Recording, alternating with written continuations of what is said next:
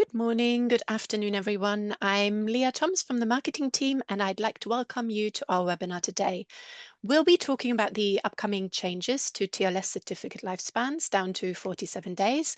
And together with Omdia, we surveyed 272 IT decision makers from medium to large enterprises around the world. And today we're here to share the findings with you. And for this, I have Tim Callan, our Chief Compliance Officer, and Nick France, Chief Technology Officer here at Sectigo for you. The presentation is being recorded as always, and we'll share it with you after the session. And if you have any questions during the presentation, please send them our way. Use the Q&A function, and we'll answer as many as we can at the end. Over to you, Tim and Nick.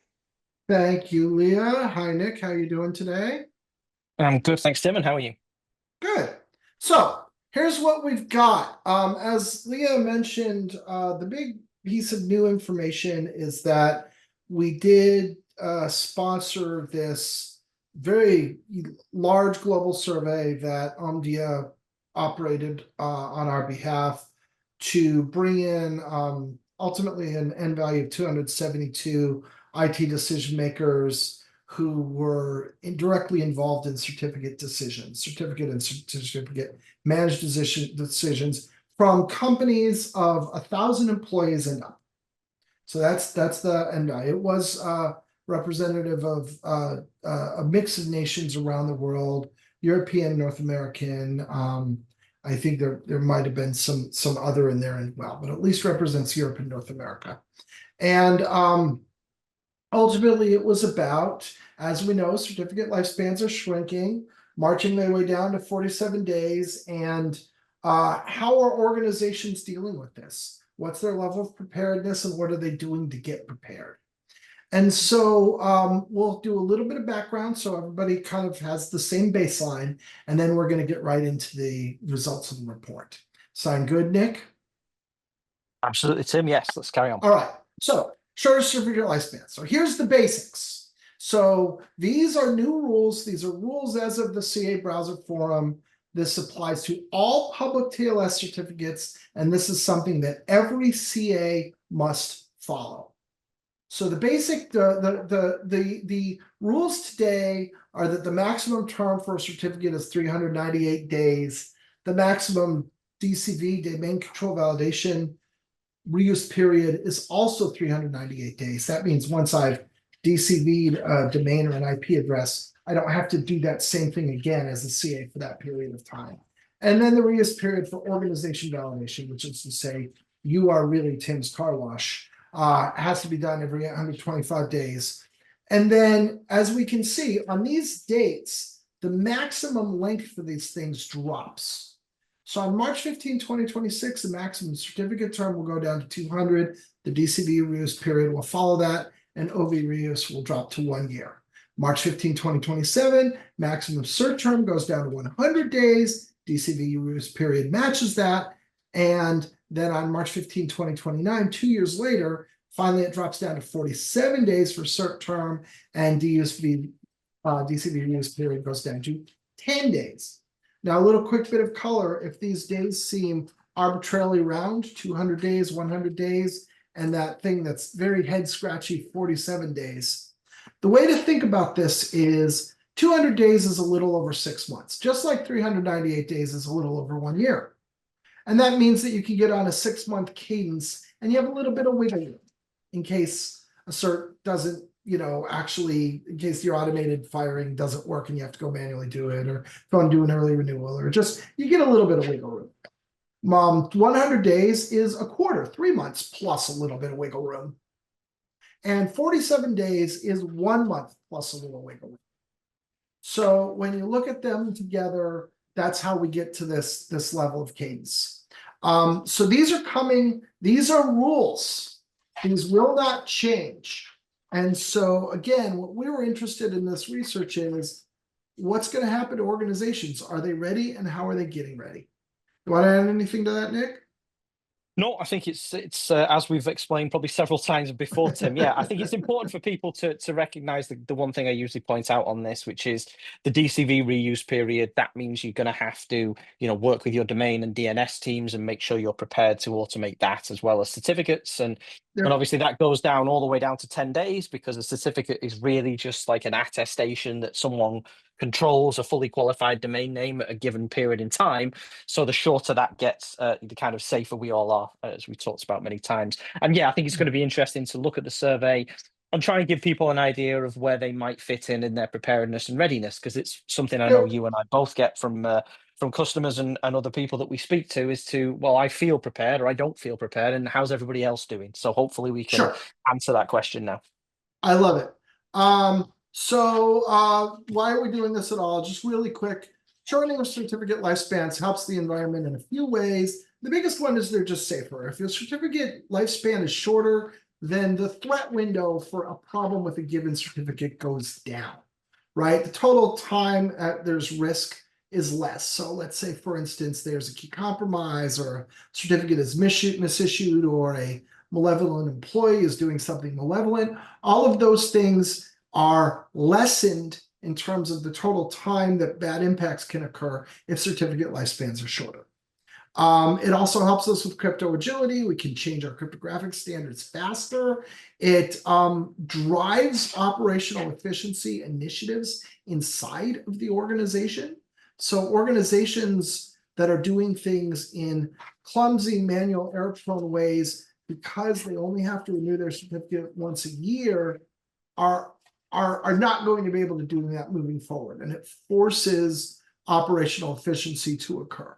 So those are probably really the main things. This has been much discussed in other places. We don't need to belabor it here, but there are real important benefits that come from shortening certificate lifespans. Yep. And here's where we are in the step down process, right? So we're moving to 200 days now. This is less than 200 days from now. We're under the 200 to 200 mark. So this is the time to be getting prepared. And if you're not getting prepared, you should. An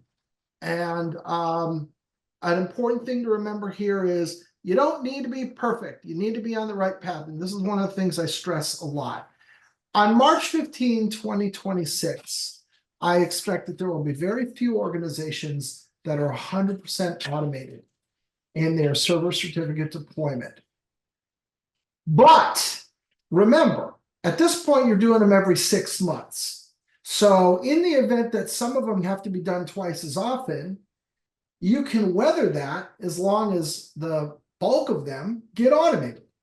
So if I can automate vast swaths of my certificates real easy, I'd say, oh, 80% of my certificates are in this one environment with this very narrow set of use cases. Okay, well, let's automate that. Now, 80% of my certs are happening automatically. I take those extra 20%. Yeah, I have to do them twice as often, but I've got some capacity to do that. And I've got another year to get those automated before we go down to every 90 days. Right? Yep. So if you're intimidated because you think I can't possibly get all my certs, don't get all your certs. Get the bulk of your certs. Get that easy majority and get those automated. That's the job for this year and the first 3 months of next, is get Yep. that I think easy majority automated. Go ahead, Nick.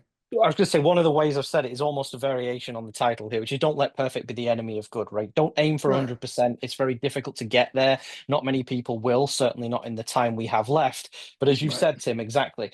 There's a lot of low hanging fruit out there. There's a lot of certificates you can get automated today, if not already, or in a very short order.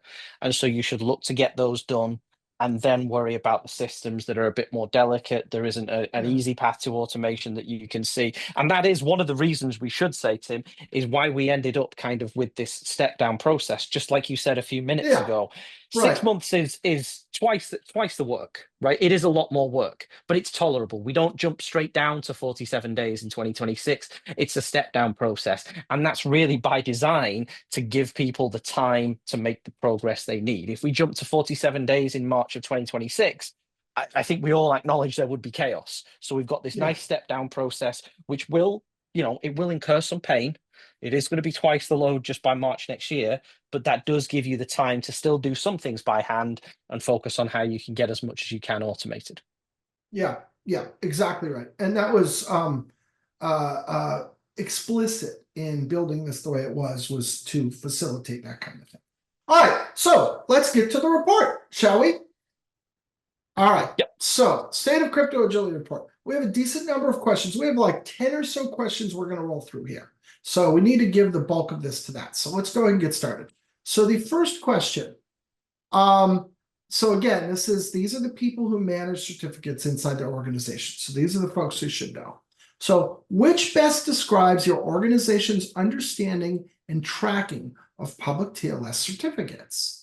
And I'll go ahead and read these. You can read them as well as me, but the copy's a little small. So on the left column, it says we have a complete up-to-date inventory of all public test TLS certificates, 28%. Next column, we have a partial inventory, but some certificates may be unknown, 33%. 13% for the third column. We're not sure how many certificates we have or where they're used, and we rely on manual tracking or informal methods more than 1/4. So, Nick, what do you think of this? I think, it doesn't surprise me, sadly, but yes, it is quite scary, as you say. Just over 1/4 of people have manual tracking, or I guess informal methods is a polite way of saying no tracking and no idea, right? I think it's probably reasonably equivalent. It's chaos. Yes, correct. A quarter of people. Now, I do also find it interesting that you've got slightly more on the other end of the spectrum who feel like they have a complete up-to-date inventory. And I think that's very interesting because it illustrates that it is possible to get there and it is possible to do this. Over 1/4 of people doing it is pretty significant to be at the other end of the spectrum and to feel like they have a great handle on their entire inventory and it's all, won't necessarily say managed, but they know what they have and they know where it is and they know their inventory's up to date. And I think that's a really good thing. Let me point out though that you use the word expression feel that I think 3 times in here. So the one worry I have with that in particular is, remember, these are people self-reporting their belief of their situation. People saying we have a complete up-to-date inventory of all public SSL/TLS certificates tells us what they think. I don't think it tells us that that is objective fact. Because one of the things that we have seen, you and I have seen frequently, Nick, is that people believe they know all of the certificates that are being used in their environment until they find out about the new ones, usually the hard way. So I just offer that caveat. These are probably people who have a very good handle on their certificates. But do they have a perfect inventory of their certificates? I'm very confident that not all of them do. And so if you feel that you're sitting in that left column, the 28%, I'm going to invite you to challenge that assumption and try to figure out the certificates that you're missing, because a lot of people are, and you don't want to find out about that the hard way. Right? It is interesting still that we seem to have this quarter at either end of the spectrum. Like you say, Tim, self-reporting, so people are obviously going to potentially exaggerate, or there's going to be errors, but I do still think it's interesting. There are a number of people who have the confidence, and I agree with you completely, that they are not always likely to be right, and it's always the rogue certificates, as we call them. It's the things they don't know about, but enough people feel confident to say, and even if they are not 100%, as you said, you could still put them in the partial inventory or almost. Yeah, they're in good shape, right? So they're in good shape, I think. Yes, I agree. The people on the left column are in good shape for sure, right? And probably the people in that second column are in good shape too, right? If you look at these two onto the right, which add up to a total of 39%, right? More than a third, 4 and 10, 2 and 5. Those guys are not in good shape.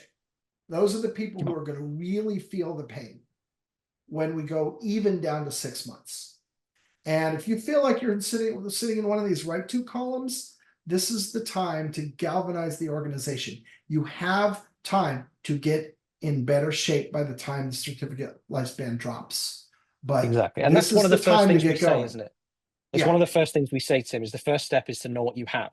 You can't yeah, manage, you can't understand.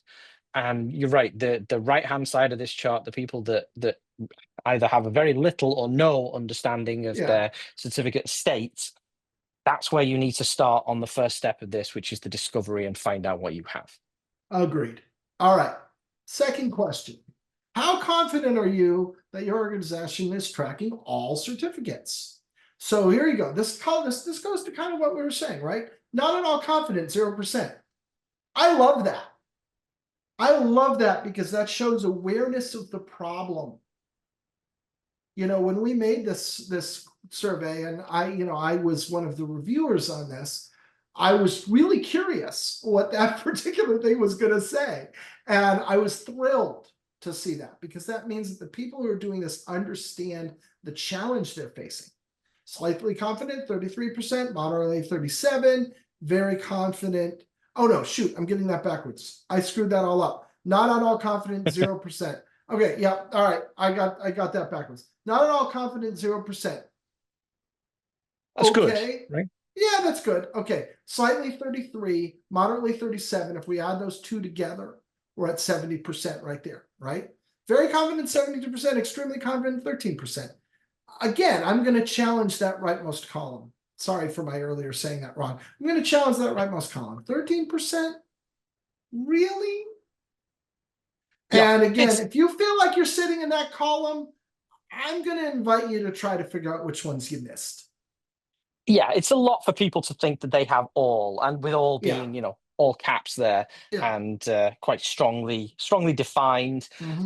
Yes, I agree with you, Tim, and I think that is part of the problem. But again, these are people, as you pointed out, that are involved in this, and there are people Yeah. who feel, and perhaps they know, as you've just said, that they probably don't have 100%, and there are probably things that they need to look at. But what this to me shows is that all there's no one in the not confident. That means Yeah. people have some handle on their certificates, and even if they don't have a good handle, they are aware of the problem. I think one of the things, if we take a step back in everything you and I talk about in all these webinars, is there's not often enough awareness about what we do in the first place, let alone that things are going down to a short lifetime and automation, everything else. People often don't understand what it is that we do and the importance of certificates and PKI in general to any organization's business. And this at least seems to show that people have an understanding of it, right? They're not saying, "Oh, I know nothing about it. Yeah. We're not at all confident. We got it all tracked." Yeah. It's quite interesting, I think. I think for that 70% who are sitting in the slightly and moderately confident, that says risk to me, right? Those groups, if you're in those groups, I think again you should be cognizant of the possibility that as these lifespans drop, you start getting outages because things are expiring sooner than they were expected, right? We're no longer on this yearly cadence that we've all been used to since 1995, right? We have a generation of IT professionals who their entire career, their entire adult life, these certs have been on an annual cadence, and now they're not. And Yes. so those groups in the slightly and moderately confident, that's your risk, that you start having outages 6 months after March 15. And if you feel personally that you would have answered that question in the second or third column, identify that as something to be worked on so that you don't have those outages and have those problems. Absolutely. All right. Now remember, they were not screened for this information. This is important. They were screened to be IT decision makers who were responsible for certificates. So these are very well qualified people, but they were not screened for their knowledge of certificate lifespan reductions. So when you look at this, are you aware of the industry guidelines reducing the maximum validity of public TLS certificates to 47 days by 2029? A whopping 94% said yes. So what do you make of that, Nick? I think I like that. Yeah. Any percentage, I was any impressed. percentage of no is still not great, but that's coming from my biased perspective of this kind Yeah. of encompassing everything we do for the past few years. I think Because you said unscreened people, Mhm. 94% of people are aware this is changing. I think Kind of that is, amazing. I mean, it you is a could ask real them, who is the great, president of the United States, and 6% wouldn't know. I mean, yeah. that is as close as 100% you get in this kind of survey, But I would hope right? that's testament to not just us, Tim, and our industry in general, Yeah. making this something that people need to be aware of. Because I know a lot of CAs have done a lot of work and a lot of Yeah. outreaches. It's not just This you and is, I doing these webinars and Jason and other people. It's everybody has collectively tried to get this message out because we know how important it is. and And this this has to been me a says big story, that and it's it's been working. in the press. And the other thing that, you and I have seen since Google published the Moving Forward Together call to action 2+ years ago now, 2.5 years ago, was this is the story that grabs people's attention. Like the number of conversations I've had about reducing certificate lifespans in the last couple of years has been just huge because people care about this. And I think we see this here. So that's good news. That's great news, right? They know they have to do something about it. How prepared is your organization to transition to monthly renewals of public TLS certificates? Again, let me read this on the left. Very prepared. We already have automated systems in place to manage monthly renewals, 19%. Somewhat prepared. We have plans or partial automation in progress to manage monthly renewals, 40%. Not very prepared. We rely mostly on manual processes to manage monthly renewals, 40%, and 1%. We are not prepared. We have no current plan or process to manage monthly renewals. So, Nick, what do you think? Yeah, I would hope those 1% land in the 6% from the previous slide, is Yeah, what I would yeah, say. I mean, look, I don't think we were ever going to get to zero of people that have no plan. That's the part that concerns me, no plan. mhm, Again, as much as I would like everybody to be in a position to have some level or all automation in place already, because, most people are managing orders of magnitude more certificates than they were 5, 10, 15 years ago. Like you said, Tim, since 95, it wasn't just one certificate, it was one certificate per organization. Now it's in the millions in some cases. So people should have some kind of automation, I feel, in some places anyway, just because of the volume, even on a yearly cadence. But I think the fact that we've only got 1% who are completely unprepared, somewhat not very is still too high. Obviously, 40% of people who are not yeah, very, and they're still going to rely mostly on manual. I think that speaks to what you said at the start of our presentation, Tim, is that the 200 days is going to be kind of an eye opener. It's not going to cause enough pain, I don't think, or too much pain, perhaps. And you yeah, can still potentially do things manually, which is yeah, hopefully going to help that 40% and help them move further up.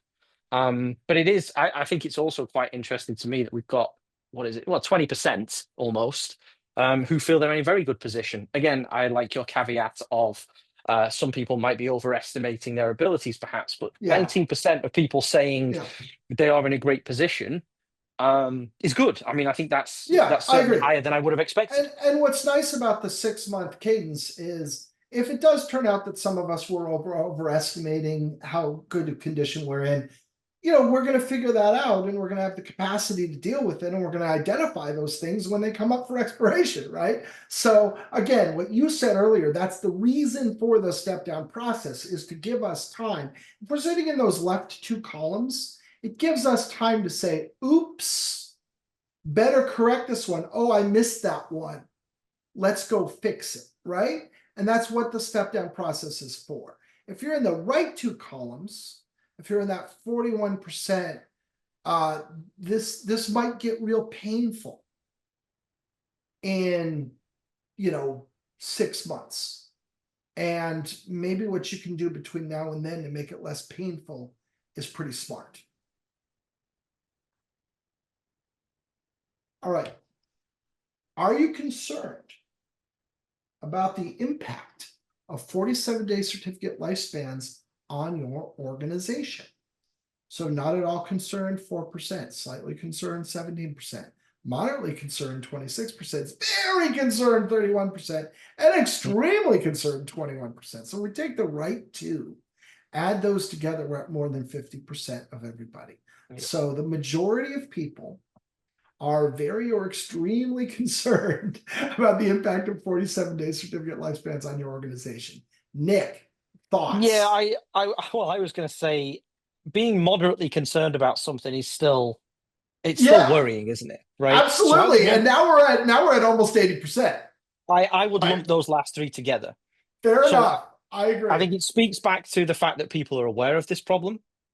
I think, and maybe there is a disconnect perhaps between people who say, we've got our certificate portfolio somewhat organized. We know we're aware of it, but 80% of those people are deeply concerned about the change that's coming up. Yeah, yeah. I do think it illustrates that the impact, at least people are understanding the impact this could have, right? That is a good thing. If this was much more skewed to the left, that I think would suggest that people are not thinking this is going to have anything they need to do. It's not going to be a concern. They're not worried about that. I would rather people be worried so that they can be motivated to do something. I Yeah, don't like that it's 80%, but I do think it's a good it's motivating it's factor. interesting, right? There's two sides to the coin, right? On the one hand, it shows a global IT community that is not ready for this. Mhm. On the other hand, they don't need to be ready for that until 2029. And it shows a global IT community that recognizes that it's not ready for this and knows that it needs to be, which Yes. strikes me as good, as healthy, because this Yeah. gives us a chance to go prepare, I think you're right? right. It is healthy that people are concerned about the impact of this. Yeah, Yeah, it would be worse if people weren't that concerned. It was again much more skewed to the left on this chart. right. It would suggest perhaps some complacency. It would perhaps Yeah, suggest right. perhaps that it wasn't something they needed to focus on. And I could kind of understand that today. As you say, we're not far off, but we're close to the first deadline, which isn't agonizing pain. Mhm. But I am also glad that this is suggesting people are concerned because again, concern is Yeah. a motivator to actually do something about this. And knowing at least that most people know the dates are coming, so they should know when the dates are, and a lot of people are concerned about it. That to me at least tells me we have a motivated group of organizations who want to actually get this fixed and get themselves into a state where it isn't going to hurt anybody. That is a good thing, I think. Yeah, I think, and I hate to keep returning to the point you made earlier about uh, uh, the step down process and the purpose of it.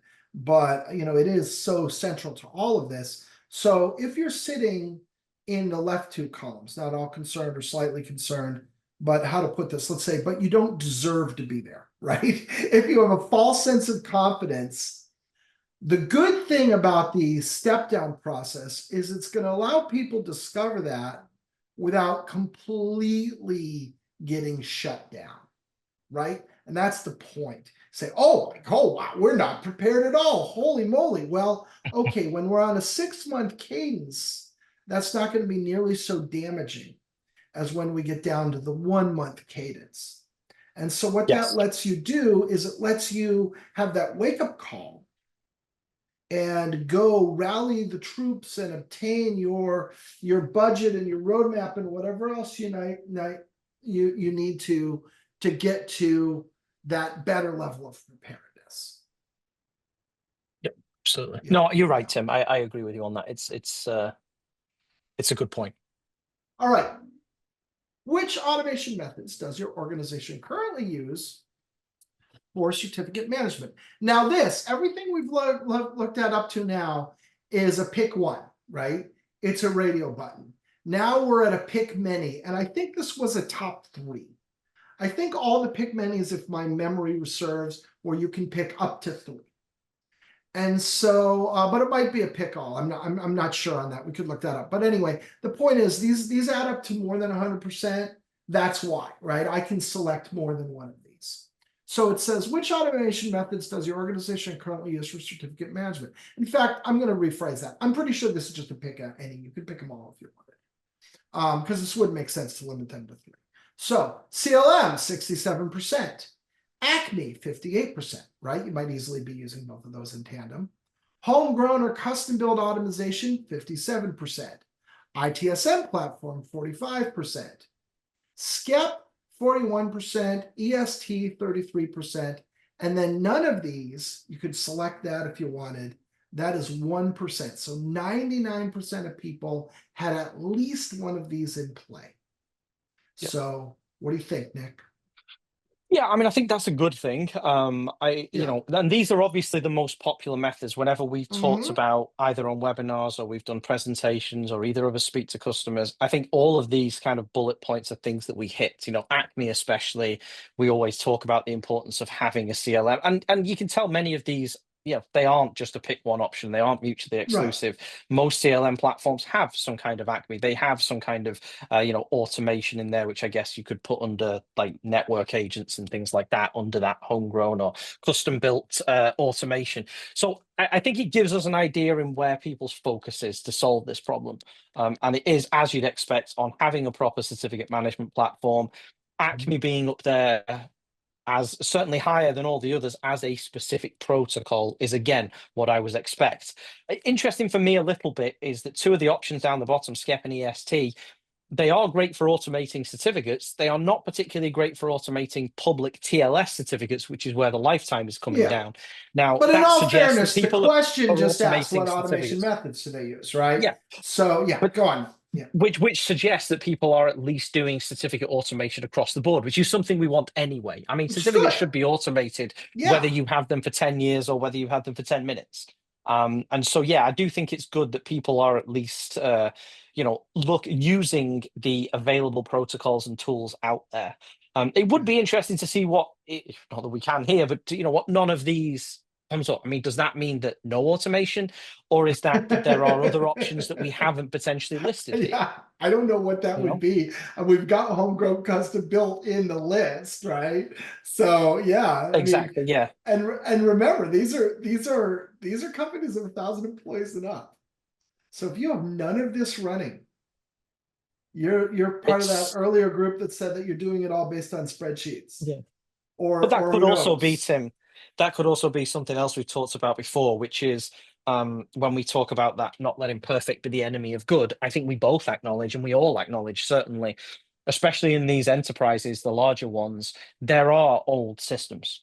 There are mainframes, there are air gap systems which are potentially not automatable, and that might fall under here. Now, you and I would probably both argue, as we have before, that this progress and this security these things are providing us may often mean that there are systems that simply can't be dragged into the future through automation, and either you do have to do them manually if they're that critical, Yeah, or they aren't going to be using publicly trusted certificates anymore. That's also yeah, the other option. And so maybe it could fall into that. Maybe it could be people saying, well, look, we've got systems that we're not going to be able to do this on at all. And hopefully yeah. those people are planning to figure out another way to make that system do what it needs to do, whether that's decommissioning or whether that's using some other kind of technology that isn't publicly trusted TLS. Because if you can't really automate it, it may not be something you can use there anymore. And by the way, yeah, if you can't really automate it because you can't update it, because you can't make it current, then what other problems do you have? What vulnerabilities are you incapable to guard yourself against? Yeah. And how Right? long is that going to work into the future? Yeah, and how long is that going to work into the future? Absolutely. And by the way, it's not just shortening certificate lifespans, there's also post-quantum cryptography coming. So, since you touch on that, one of the things that, certainly I've been predicting, and I think you do have too, Nick, is that there are a lot of platforms and deployments and environments and systems where people have been living on borrowed time because they haven't yet had that forcing function where they've said this just simply isn't serviceable anymore. And between 47-day certificate lifespans and post-quantum cryptography, both of which are coming within a year of each other, it feels like that will be the breaking point for a lot of these legacy environments and systems and deployments. And in that kind of time frame that a lot of companies are just going to have to deal with it. And if you're going to have to deal with this by March of 2029, and that's a big project Yep. because you are literally going to have to root out something that's foundational to your company that you can't do a build anymore and replace it with something else that is, then maybe now is the time to start on that. So you Absolutely. don't Yeah. have a crisis down the road. Now is the time, as we've said about this all the time, Tim. Yeah. Yeah. Yeah, I'll offer one other point. I think +1 to everything you said there, Nick.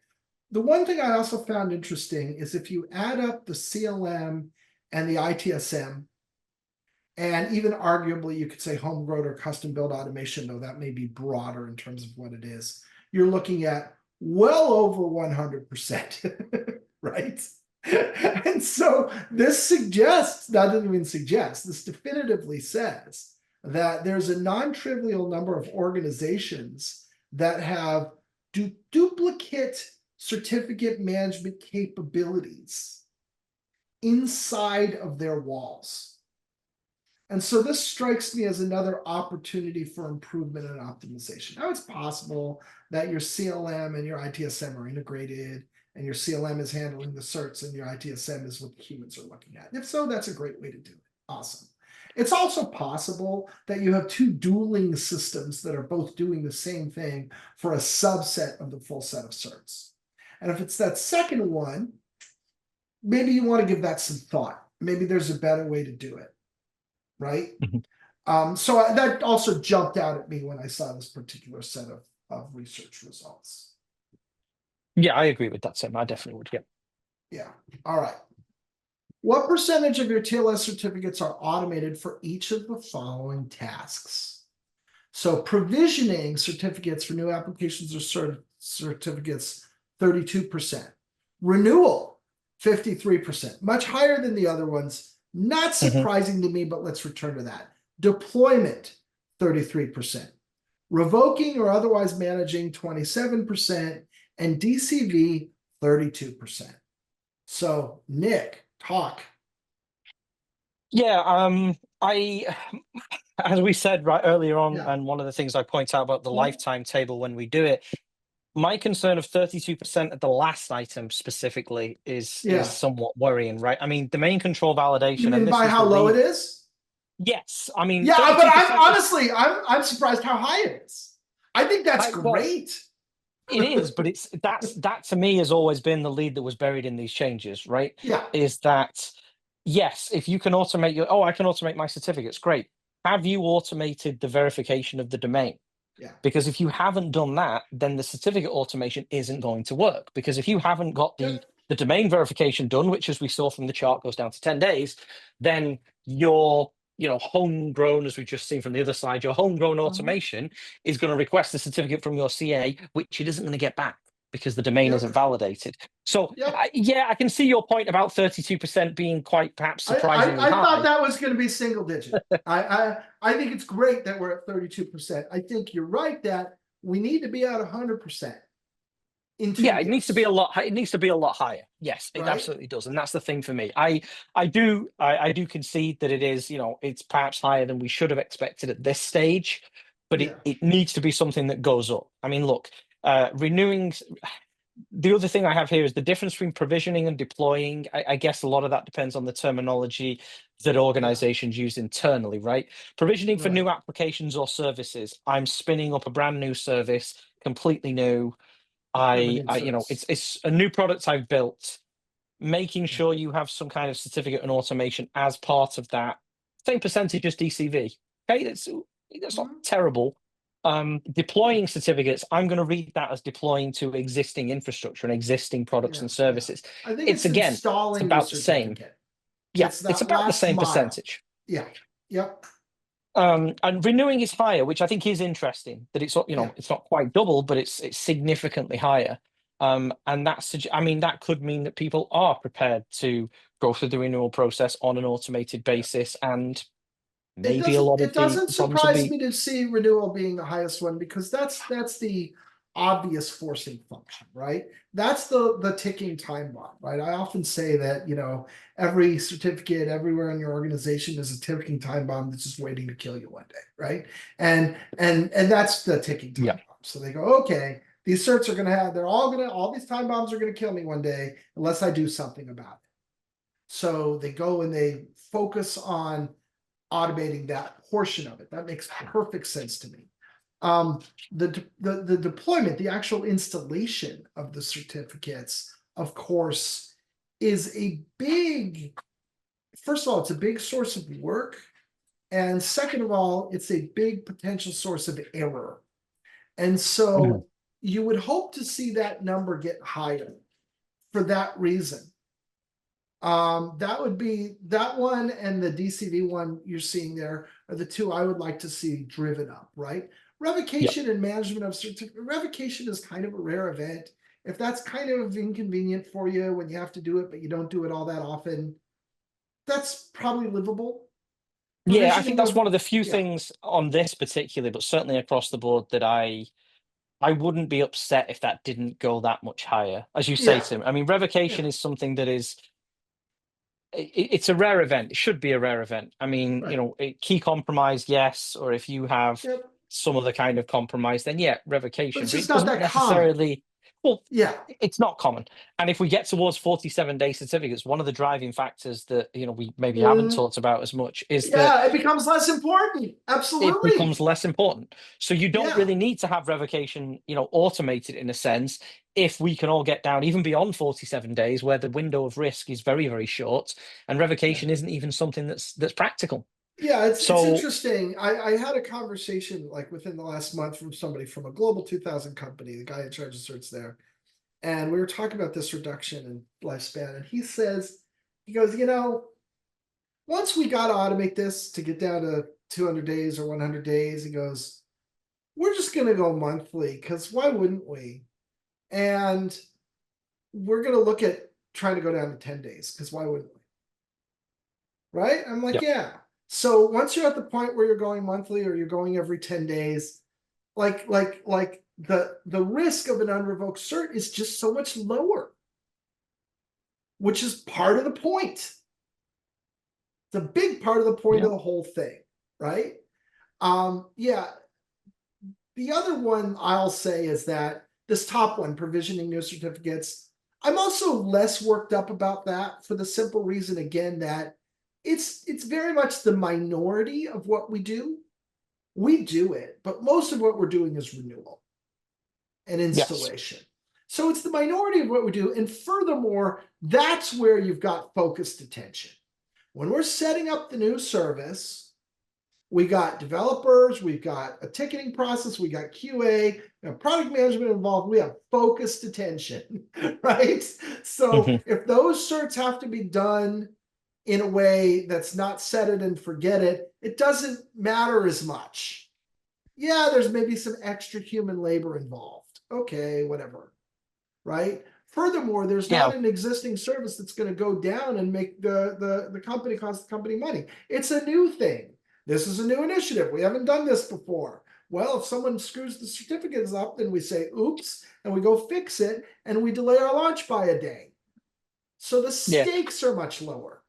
I would also say on that top one, Tim, that might be something we might see go up to quite a high number, almost organically. And what I mean by Yeah, that is we should now that we've talked for many, many years about certificate lifetime shortening before it was official. And one of the things that I know, again, you and I have talked about, and we both hoped for, is that automation standards, particularly things like Acme, would be adopted kind of as part and parcel of appliances and services and products that are being developed by large vendors. So you buy your new firewall, the web management interface provisions its own certificate or has an Acme client built in. And I think now we've got the dates. And now this has been ratified and agreed, and everybody knows we will yeah. start to see that more. So I would imagine if we were to repeat this survey another couple of years, which hopefully we will, provisioning certificates should go higher naturally Oh because yeah. the inclusion of automated TLS is going to be If something that people are going if to I get with their have products. if I have a server product or some kind of infrastructure product, if I have a router or a load balancer that doesn't support Acme, I'm just going to go out of business. Yep. And Nobody I'm going will to go buy buy it, somewhere and I'll else. be I'm going to go done. buy something Right? else. Exactly, and that's going to motivate them not to let that happen. So you're going to see universal support for this because the products that don't support this are just plain not going to be for sale anymore. Absolutely. Right? Yeah, absolutely. So I do think that number will go Yeah. up. Will you increase automation in certificate management because of shorter certificate lifespans? 69% say yes. 0% say no. 26% say maybe and we're considering it, and 5% say we're already fully automated. So what do you think of this? I think we should be slightly skeptical of fully, but I'll take it. Yes. Earlier caveats. They probably think they're fully automated, but they may not be. Agreed. Go on. I'd be very skeptical of considering it because, again, I don't think that a consideration is something you can really have. I think this is a got to, Well, I mean, maybe considering it might mean I wanna, but I haven't yet gotten the budget approved. budget. Okay, I would permit that. Yes. Yeah. Yeah. I am glad the no is at 0. I think we can all agree to that, right? Yeah. Because that's reassuring.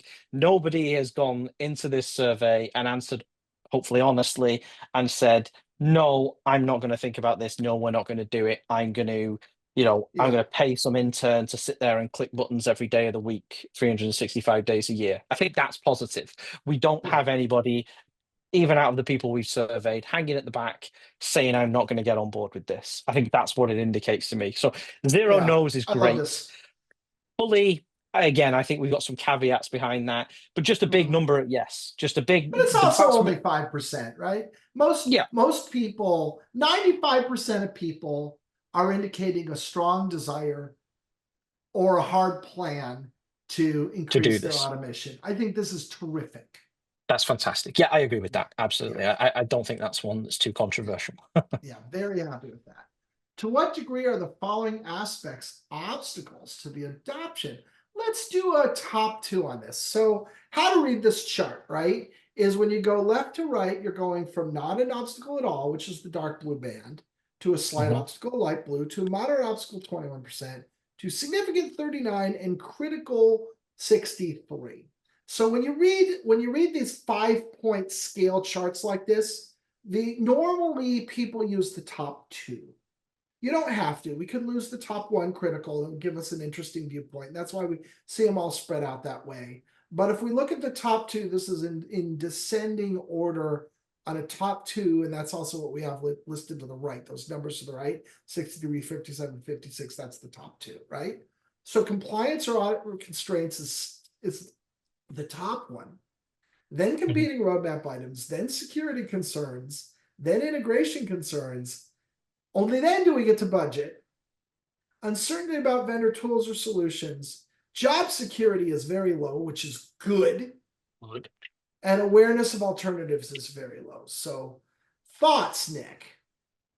Yeah, this doesn't surprise me in a couple of aspects, but does kind of concern me as a professional in this industry. What do I mean by that? The top one. So 24% feel that compliance or audit restraints are a critical obstacle to automation.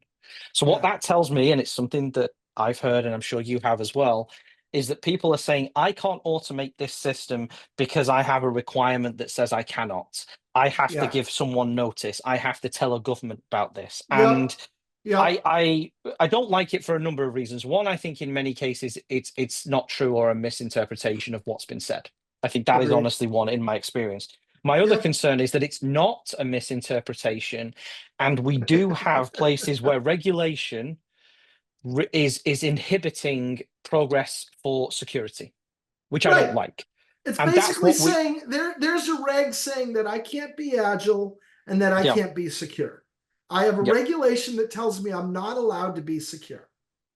So if you believe or you know that you have a regulation, and we've spoken to people, you and I have spoken to, this is especially true, I think, in the financial sector. If you are a bank and some government or some other part of banking regulation tells you have to give someone 90 days notice before you change your certificates, you have 2 options. You need to get that regulation changed, and whether there's something Tim or I can do to help or the industry can do to help, the regulation needs to change, or you don't use publicly trusted certificates and you have to move to something like a private CA solution, which may or may not work. If you've got third-party clients and browsers and your average users connecting to it, that isn't going to work. But we are aware, and I am aware certainly, that there are these regulations out there. And the reason that does concern me is because it's difficult to change those regulations. We have a little time, but they've got to change. I'm also going to invite people to challenge their interpretation of those regulations, because when I have this conversation, Absolutely. oftentimes I'll say, well, hold on, wait a minute, to use DevOps environments? And they say, sure. And I go, to use Kubernetes? And they go, yeah. And I go, well, do you give 90 days notice every time that you create a container? And they say, of course not, that would be stupid. And I said, well, what's the difference? Yep. Right? You've got automatic certificate renewal. It's an automated process. Just I like think this is showing. creating containers are an automated process. So there may also be room for organizations to question and challenge their own kind of brain dead interpretation of what the regs are requiring. Yeah. And I think it is going to illustrate as well, and it's going to show that for a lot of organizations and a lot of industries, the deployment of public TLS is going to have to be considered more part of infrastructure Yeah. than wherever it sits today. Like you say, if you have to communicate to third parties that you're changing a certificate, you have to stop doing that, because that isn't going to be possible. When you can get 6-day certificates today, you can get 1-day certificates today. It should be considered part of infrastructure. You shouldn't have to tell people you change IP addresses, really, because DNS is a solution that the entire world accepts for updating IP addresses tied to FQDNs, and it's things like that. So I do think it's going to show we will need a shift towards treating these certificates more as infrastructure and things that can change and can be updated on essentially zero notice rather than notice periods. That is one that concerns me. The other one was security concerns as well, Tim. I don't know what your thoughts are on that, but I don't think it's security concern for the better. It's as we all talk about, we did quite fast at the start. This is making security better for billions of internet users the world over, you, I, and everybody listening to this included. Why that should be a concern is a concern to me. So that's something that does I worry agree. me. I imagine someone's imagining, well, what if the bad guys get in to our CLM and they do whatever, turn off all of our automatic renewals, right? So that so things crash, right? Or what if the bad guys get into our CLM and they use the information in the CLM to map our network to help them better with their attack? Yeah, okay, I can see that. On the other hand, compare that to the risks you have now, right? And to your point, Nick, if it's an overall risk reduction. And to some degree, there may be a shift in where that risk sits. And it's good to have your eyes open on that and try to be smart about it. But it is an overall risk reduction, right? Yes. I looked at competing roadmap and integration, and I kind of put those in the same category in a way, right? Which is, how are we going to balance this against the other stuff we have to do to make our company work? And in that sense, you could also even maybe throw a budget in there. And so that doesn't surprise me that that's a push-pull that we're going to have, right? Because this is a push-pull that's gone on for decades. And what we'll see here, I think, is the scales get heavily tipped towards certificate automation in a way that they weren't before. So you probably see that results in more use of these things. Absolutely. All right. Yeah. Last question. We got through it. Do you see overlaps in your organization's preparedness for 47-day TLS and post-quantum cryptography? So from low to high, no overlap whatsoever, 8%.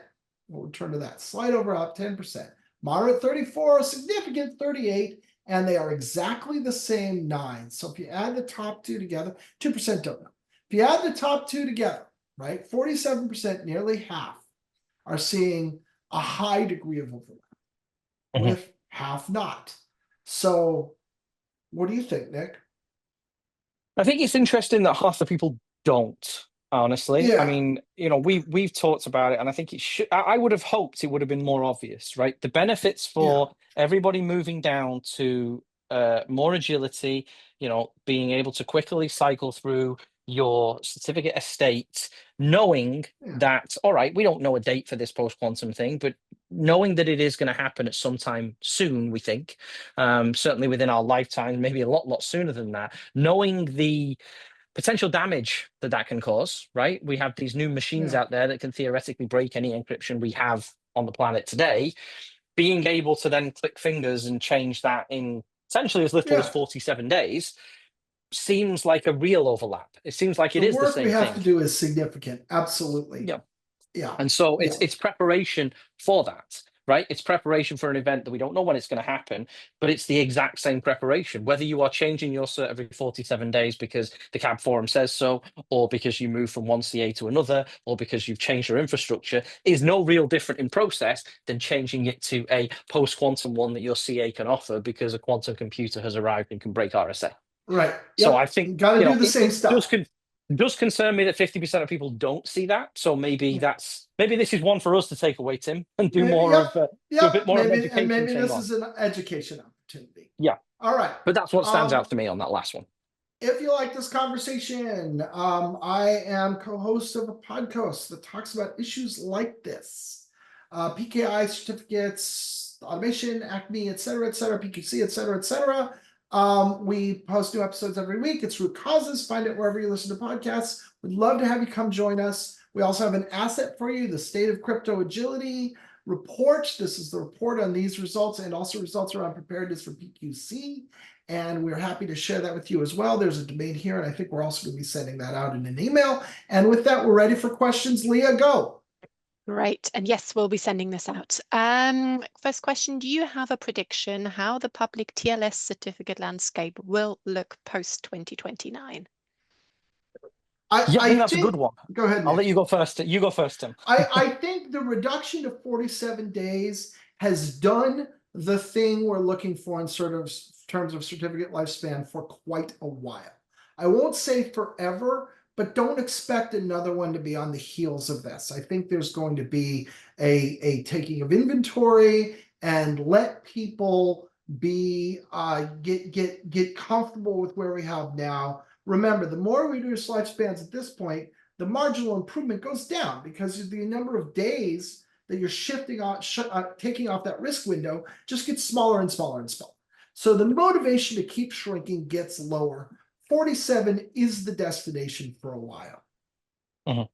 I would take it one slight step further, and I think this is the answer to this is a little bit more opinion based. I think I would say yes, I agree with you, Tim, but I think also by the time we get to 47 days, people will have been automated as much as they can, and the step down from 47 days to anything less is going to be arguably very easy. The step down from a year to 47 is hard. From 47 to 7 is infinitely easier. But I would also expand that slightly, and a couple of minor predictions from me is, number one, there will be a lot less public CAs out there. There will not be the large collection of small CAs in all parts of the world anymore. Just because it's going to be hard to deal with this, you think? Because it's harder. It's going to be harder to deal with. It's going to be harder to work with your subscribers and your customers to get to this level of automation. We've already seen a few CAs essentially drop out due to changing requirements and ever increasing compliance requirements. And I think that will lead to a smaller number of much more kind of rigorous and much more fixed requirement CAs. Because as you know today, even though we have the baseline requirements in the CAB forum, a lot of those guidelines are a kind of grey area, like legal documents. You know, people can play in them and things can be worked around and interpreted different ways. I think by the time we get to 2029, we will see things a lot more rigorous because it will be fully automated, one type of TLS certificate, limited number of CAs, and that's what we'll end up with. It will make things easier to do because there is going to be much more strict rules around how things operate. And, you know, automation is the only way to get those certificates. So I think it will lead to, this kind of smaller consolidation of the industry, I think. Great. Let's squeeze one more question in. Does Acme open up our network to some risks? No, is the answer to that one, quite simply. Acme, for anybody that isn't aware, is kind of it's a fully automated, fully open protocol for the automation of TLS certificates, specifically designed for that, right? So it handles the key generation, certificate request, handles the domain validation, and in many cases, the installation. No, it doesn't really open you up to any more risk. Acme can be installed in many, many different ways. Sometimes people think you might have to open up ports on your firewall to, allow a CA to check your HTTP server, for example. Yes, you may have to do that if that's the only way you can do it, but there are a variety of other options for verification, such as DNS-based and things which don't need to require you to punch holes in firewalls and open up security risks. And it is something also that's very well tested. There are millions of certificates a day issued to Acme by millions and millions of users and companies and individuals the world over, with little to no security risk to them as a result of using Acme. So I think the answer is a fairly solid no, though there might be some things you need to look at in terms of how you deploy it to make yourself feel comfortable and safe. Great. And as we're coming up for the hour, I think we'll stop here. Any other questions we'll answer directly. Sorry about that. Sorry. Thank you everyone for your time, and thanks Tim and Nick. If you have any more questions, do get in touch with us. We're also hosting a 47-day virtual summit tomorrow and on Thursday, giving you a toolkit, preparing for 47 days. Join us if you can. For today, thank you and have a good rest of your day.